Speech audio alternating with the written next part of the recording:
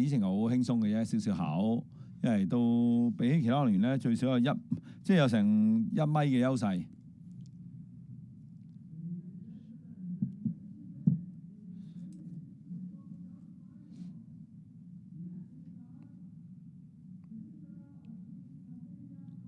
咁啊，哈薩選手咧就係基斯比捷娃。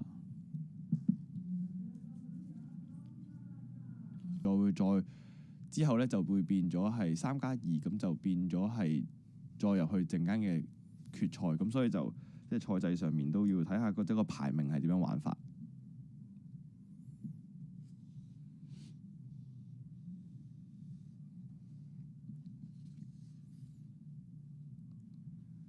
咁啊，其實咧，我哋今次香港隊200米咧都係非常之強，即係因為 Jasper 佢跑嘅成績佢係20秒93啦，咁佢嘅隊友陣間就會喺第2組度出場嘅 Wesley 啊，梁正恒啊，咁其實佢就係依家嘅香港青年紀錄 U20嘅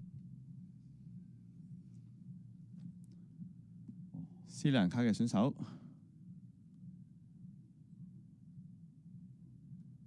咁之前可能 skip 咗一條啊，保留實力做最後一條。所以呢個第8名入嚟嘅斯里蘭卡選手啊，最佳係12米16啊，同前面兩個12米17好近㗎。佢只要過17就升2級㗎，可以。有冇機會過12米17呢？跳出咗自己嘅代表作啦，咁啊 PB 咗，咁啊所以都恭喜晒。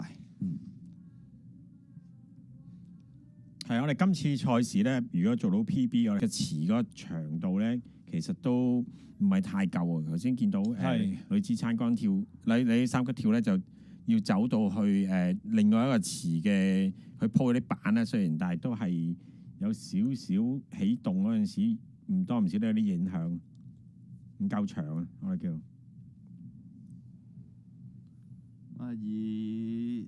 細熒幕嗰邊亦都見到啦，係影住我哋香港隊嘅選手梁偉君，咁啊喺第9線度。係啦，咁呢一組咧就亦都有日本選手喎，呢位高城晃紀就最好成績13秒17，咁啊卡塔爾第3線啦，哈薩克第4線，印度選手第5線，中華台北啊陳日軒咧應該都見過啦，又跑400欄又跑800欄嘅。跟住新加坡選手第7線啦，顏子涵咧就係中國嘅選手，跟住我哋中國香港嘅梁偉君係第9線嘅。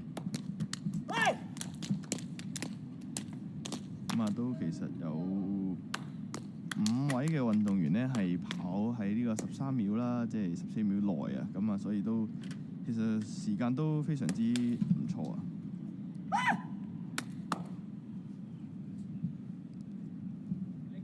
第一組嘅選手呢，亦都係上線啦。